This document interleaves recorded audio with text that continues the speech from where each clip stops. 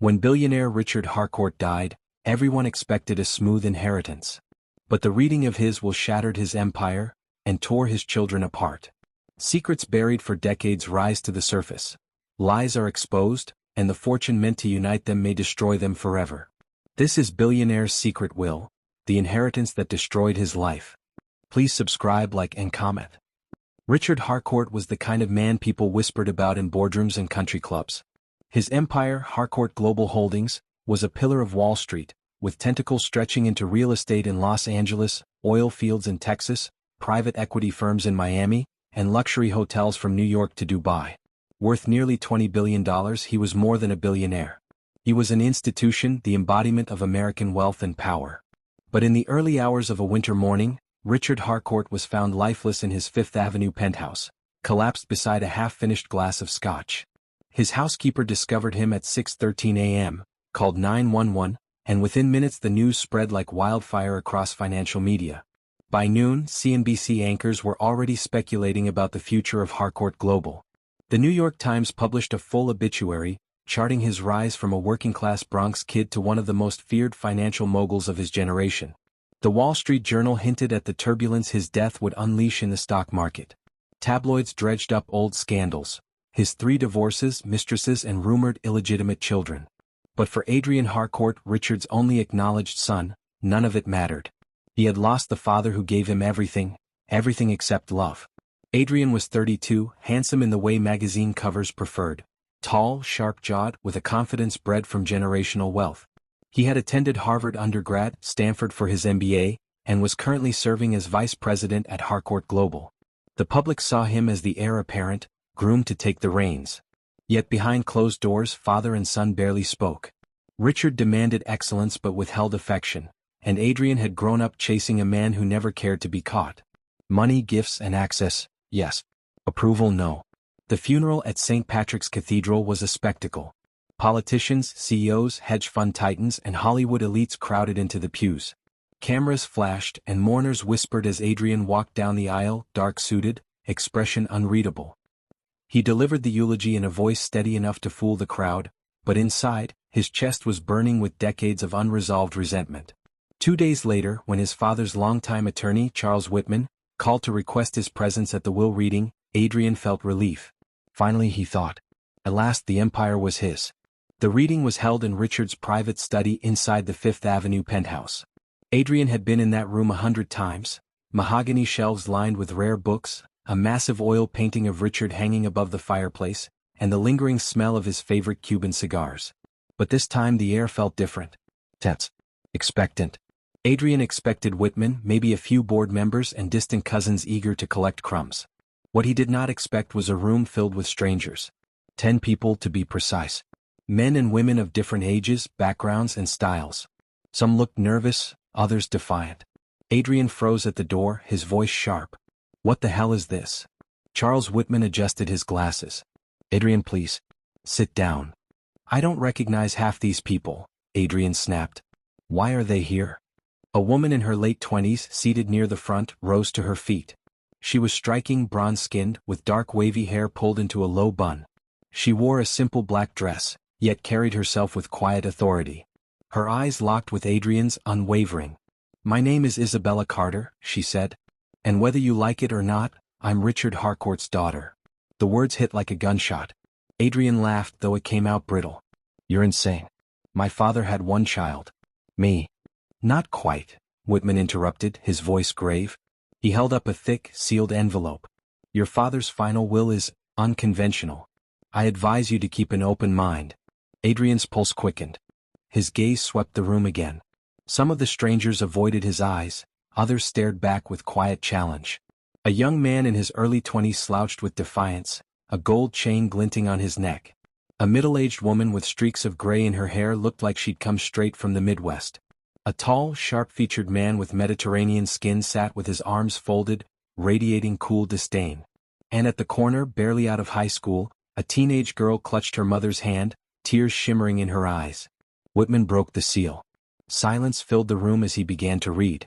I, Richard James Harcourt, being of sound mind and body, do hereby declare this is my final will and testament. Adrian leaned back, ready for the inevitable transfer of billions. To my son Adrian Harcourt, Whitman continued, I leave not the entirety of my empire, but a conditional inheritance. Adrian shall inherit only if he acknowledges, collaborates with and shares leadership of Harcourt Global with my other heirs, children I have fathered, though not publicly recognized. The room exploded. Gasp. Murmurs. A sharp curse from the young man in the gold chain. Adrian shot to his feet. Other heirs? This is a joke. Whitman raised his hand. It is not. Richard Harcourt was a man of secrets. These individuals before you are his children, verified through DNA and sworn testimony. Isabella Carter of Los Angeles. Chika Matthews of Dallas. Rafael Alvarez of Miami. Musa Brooks of Detroit. Anne Clara Harcourt, still a minor living here in New York with her mother. Adrian's heart hammered in his chest. This is madness. You expect me to believe my father.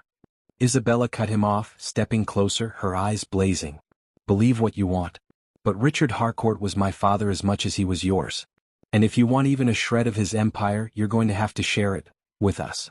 Adrian stared at her, fury boiling behind his polished exterior. For 32 years, he had believed himself the sole heir to one of America's greatest fortunes. Now, in a single breath, everything had changed. And he realized with a sinking dread, this was only the beginning. The days following the will reading felt like a storm battering New York City. Tabloids splashed headlines across their covers. Billionaire's secret children, Harcourt empire shaken. Wall Street mogul leaves fortune to illegitimate heirs. Every outlet, from the New York Times to TMZ, ran stories dissecting Richard Harcourt's hidden life. The empire Adrian once assumed was his alone was now being dragged into the court of public opinion, every scandal magnified. Inside Harcourt Global's Manhattan headquarters, whispers followed Adrian through the marble hallways. Executives eyed him cautiously, wondering if he still held the same power now that 5 other heirs had stepped into the picture. Stock prices dipped 5% in a single week as investors panicked about leadership instability. Adrian was seething. He had spent his entire life preparing for this moment, shadowing his father at board meetings, memorizing financial strategies, absorbing the nuances of Wall Street power games. And now he was expected to share control with strangers? With bastards who had lived outside the spotlight, free from the pressure of legacy? The first family meeting was chaos. Whitman had gathered the heirs at the Harcourt penthouse, trying to establish some semblance of unity. But unity was the last thing on anyone's mind. Musa Brooks, the defiant 21-year-old from Detroit, slammed his fist against the table. I don't care about your fancy rules or your boardrooms. I just want my cut. Now. You think this is some lottery payout? Adrian snapped. You don't have the slightest idea how to run a multi-billion-dollar corporation. Musa smirked. And you do? From what I hear, Daddy didn't even trust you to run it while he was alive.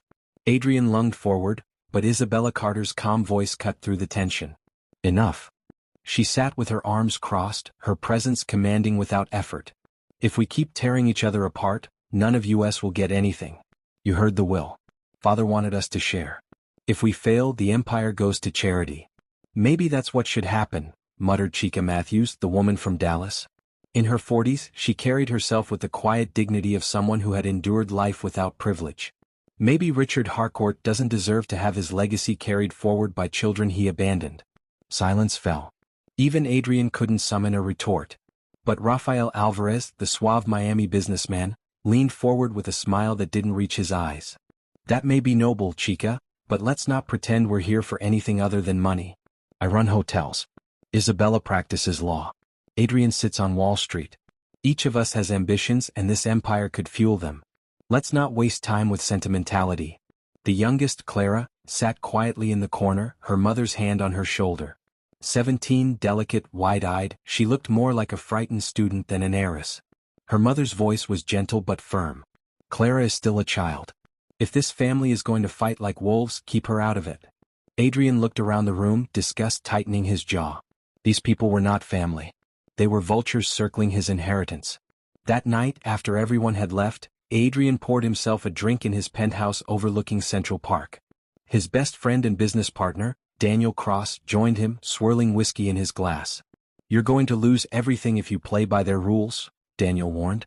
I won't, Adrian said coldly. They don't belong in this world. They don't understand it. I'll bury them before I let them take what's mine. Daniel smirked. Then you'll need leverage. Dirt. Skeletons. Adrian nodded. He had already made calls to private investigators. If these so-called siblings thought they could waltz into his life and steal half his empire, they were about to learn how ruthless a Harcourt could be. Over the next week, files trickled in. Rafael had gambling debts in Miami and shady ties to offshore accounts. Musa had a juvenile record: assault, theft, probation violations. Chika's nonprofit in Dallas had once been investigated for financial mismanagement, though charges were dropped. Even Isabella wasn't untouchable. Her mother had been accused of fraud in Los Angeles years ago. Adrian fed hints of these stories to the media. Soon headlines screamed, Harcourt heir linked to gambling debt scandal. Nonprofit leader under fire. Chika Matthews past exposed. Who is Isabella Carter? Mother's fraud allegations resurface. The empire was becoming a circus. But Isabella struck back. At a press conference, she stood poised in front of a wall of cameras. Let's be clear, she said, voice steady, eyes blazing. The attempt to smear us is not just an attack on me or my siblings, it's an attack on our father's legacy. Richard Harcourt built this empire on the principle of resilience. And we will not let lies or intimidation destroy it. The crowd applauded. Social media lit up with support for Isabella, painting her as the strong, intelligent daughter stepping into her rightful place. Adrian watched from his office, fury boiling. He had underestimated her. Isabella was not just another sibling, she was a threat. At the next board meeting, their rivalry exploded. Adrian argued that he should remain CEO of Harcourt Global. Isabella countered with her own proposal: a joint leadership council of the heirs, each holding equal power. You're insane, Adrian said. This isn't a democracy. It's a Fortune 500 company. It needs one leader, me. Correction, Isabella said calmly. It needs someone competent. And you're proving every day that you're not. Gasps rippled through the boardroom. Adrian's hands clenched around the table, but he forced a smile. Careful, Isabella. You don't know who you're dealing with. She leaned closer, her voice low but firm. Neither do you. For the first time in his life, Adrian Harcourt felt the empire slipping from his grasp. And beneath his anger, something unexpected stirred, an attraction he couldn't ignore, even though it was the last thing he needed. The battle of bloodlines had only just begun. The Harcourt mansion had become a war zone disguised as a meeting place. Each session with the heirs grew louder, nastier, and less productive. Whitman, the family attorney, was running out of patience as he tried to enforce some kind of order. Adrian Harcourt, seated at the head of the long mahogany table, felt his control slipping further each day. Isabella Carter spoke with poise and intellect that charmed the board. Rafael Alvarez wielded his Miami connections like weapons, hinting at his own financial empire. Musa Brooks was reckless and loud, demanding his fair cut in cash. Chika Matthews, the quiet Texan, raised piercing questions about governance and accountability that Adrian couldn't easily swat away. Even Clara, the youngest, had begun making appearances with her mother, whose pleading voice made them all look like vultures in comparison. The press loved every detail. CNN ran nightly segments on the Harcourt heirs. Business journalists speculated whether Harcourt Global would survive the infighting. Gossip blogs dug into each sibling's past. Every morning Adrian woke to a new headline undermining his authority. The pressure inside the boardroom mirrored the chaos outside. This company needs leadership, not a family circus, Adrian snapped at one meeting, slamming his hand on the table. We're bleeding investor confidence every day we spend arguing. And yet leadership doesn't mean dictatorship, Isabella countered coolly. Father didn't leave you sole control. You wanted us to share it. Like it or not, we're here now. You don't understand what it takes to run an empire like this, Adrian shot back. Neither did you, Isabella said. You were handed everything. The rest of us had to survive without his name, without his wealth. Maybe that makes us stronger than you. The words stung more than Adrian cared to admit. Later that week, Whitman gathered them again with news that changed the stakes entirely. He entered the study carrying a small envelope, his expression grave. This, he said, was discovered in Richard Harcourt's private safety deposit box. It was meant to be revealed only after the execution of his primary will. The heirs leaned forward. Adrian's chest tightened. Whitman unfolded the letter. His voice was steady as he read. If my children fail to work together with honesty, integrity, and unity, then the entirety of my estate, my businesses, assets, and holdings, shall be liquidated and transferred to charitable foundations. Not $1 will remain with them. The Harcourt legacy will end with me. A stunned silence followed. Then the room erupted. This is insane. Rafael barked. One mistake and we all lose everything? Musa's voice rose above the noise. So what? You're telling me if Mr. Wall Street here screws up, I lose my shot at a real life? That's bull. Chika's face darkened. It's not just bull, it's a trap. He's manipulating us even from the grave. Adrian sat frozen, the words ringing in his ears. If they discovered he was behind the recent leaks to the press, scandals about Rafael's debts, Chika's non-profit, Isabella's mother, then everything would vanish. Not just his empire but theirs too. For the first time, Adrian realized he had just as much to lose as the rest of them. That night, Adrian met with Daniel Cross in his penthouse office. Daniel had been his closest friend since college, his business partner, his confidant. If there was anyone he could trust, it was Daniel. They're impossible to deal with, Adrian said, pacing the floor. They're going to tear the company apart. And if they find out I've been feeding stories to the press, the entire estate disappears. Daniel swirled whiskey in his glass, watching Adrian with an expression that was almost amused. Then stop fighting them head-on. Blend in. Play along. Win their trust. When they least expect it, take control. Adrian stopped pacing. You make it sound so simple. Because it is, Daniel replied smoothly. These people aren't built for this world. They'll slip up. And when they do, you'll be ready. Adrian nodded slowly, though unease gnawed at him. Something in Daniel's tone felt off. What Adrian didn't know was that Daniel had already begun secret conversations with Rafael Alvarez. The two had struck a tentative alliance. Daniel would provide insider access to Harcourt Global, and Rafael would leverage his Miami connections and overseas investors. Together, they planned to strip Adrian of his influence and take the company for themselves. The betrayal had already begun. Meanwhile, tensions within the family only grew sharper. Musa threatened to go to the press himself unless he received an advance. Chika demanded full audits of the company's books, accusing Adrian of hiding assets. Rafael maneuvered in the shadows, courting board members with promises of aggressive expansion. And Isabella, to Adrian's fury, continued to gain public support. She gave interviews about the importance of integrity in business, about honoring Richard Harcourt's legacy by building something sustainable. Her calm presence made Adrian look increasingly unstable in contrast. One evening, after a particularly brutal board session, Isabella confronted Adrian in the hallway. You're sabotaging us, she said flatly. Adrian's pulse spiked. What are you talking about? Don't play dumb. The leaks, the scandals, they all benefit one person, you. But if you're behind this, you're putting the entire estate at risk. Everything could go to charity. Adrian forced a cold smile.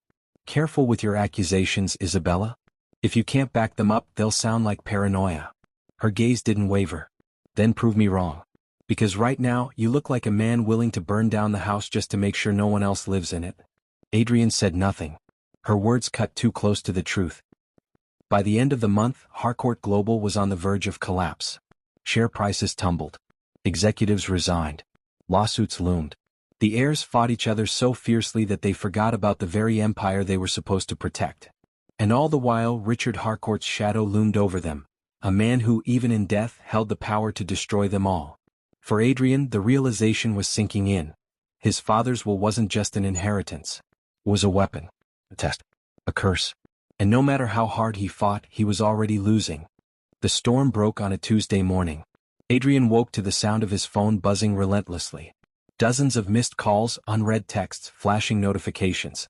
As he scrolled through them, his heart sank. Every news outlet carried the same headline. Insider betrayal at Harcourt Global, CEO Adrian Harcourt under fire. Leaked documents, emails, contracts, private communications, showed that Adrian had orchestrated smear campaigns against his half-siblings. Anonymous sources, clearly Daniel and Rafael, had delivered everything neatly to the press. The world now believed Adrian had tried to destroy his own family to secure control of the empire. By noon, the board demanded his resignation. Investors pulled out in waves. Harcourt Global's stock plummeted 45% in a single day. Adrian's life was unraveling before his eyes. The family meeting that followed was the most vicious yet. You did this to yourself, Isabella said, her voice like steel. Father's condition is clear. If we can't work together, the entire estate goes to charity. And thanks to you, we've proven we can't. You think I'm the villain? Adrian shouted, slamming his fists on the table. Look around. You're all circling like vultures. Rafael cut deals behind our backs. Musa threatened extortion. Chika turned on me with her audits. Don't act like saints. Rafael smirked. Difference is we didn't get caught. The room erupted with shouting. Musa threw a chair. Chika screamed at Rafael. Isabella tried to restore order, but it was no use. Whitman, the lawyer, finally banged his gavel against the table. His voice thundered over the chaos. Enough. You've all failed the condition of this will. Effective immediately, Harcourt Global, its subsidiaries and Richard Harcourt's estate will be liquidated. The assets will be transferred to the Harcourt Foundation for Global Charity. The room fell silent. Billions, gone. The fallout was brutal. Rafael returned to Miami in disgrace, hounded by creditors he could no longer pay off. Musa vanished, rumors swirling that he'd fled to Las Vegas chasing a gambling high. Chika stayed in Texas, bitter and broke, fighting lawsuits she couldn't afford. Isabella tried to salvage what she could, turning her focus to nonprofit work, but the empire that could have empowered her dreams was gone. And Adrian? Adrian lost everything. The penthouse, the cars, the private jets, all repossessed. His name, once revered on Wall Street, became synonymous with arrogance and failure. Friends turned their backs. Former allies mocked him. His best friend Daniel and Rafael, drunk on their brief victory, cut him out completely. But Adrian's deepest wound wasn't financial. It was personal. For the first time in his life, he realized his father had never trusted him. Richard Harcourt hadn't built the will to secure Adrian's future. He had built it as a trap, one designed to prove that Adrian and the others were unworthy. That without his iron grip, they would tear each other apart. And Richard had been right. The final humiliation came 6 months later.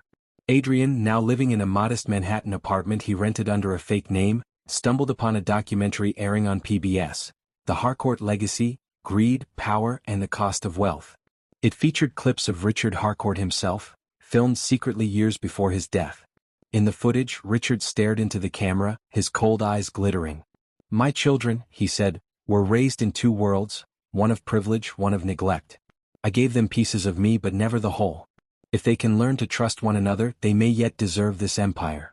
But if they cannot, then the world is better off without another Harcourt dynasty. Money is not a gift. It is a weapon. And in the wrong hands it destroys. Adrian sat frozen, the words cutting through him like blades. His father hadn't just left him a fortune. He had left him a curse, one that had stripped him of everything and revealed the emptiness of his soul. Tears stung his eyes, though he refused to let them fall. For all his power, all his ambition, Adrian had been nothing more than a pawn in Richard's final game. Years later, whispers of the Harcourt scandal still circulated in financial circles. Some called it the greatest implosion of wealth in modern history. Others said it was justice, that the children of a manipulative billionaire had reaped what they sowed. Adrian rarely spoke of it. He kept to himself, haunting libraries and second-rate business seminars, a ghost of the man he once was. On nights when the city outside his window glittered with light and life, he would sit alone, clutching a glass of cheap whiskey, and replay those words again and again. Money is not a gift. It is a weapon. And in the wrong hands it destroys. His inheritance hadn't made him powerful. It had destroyed his life.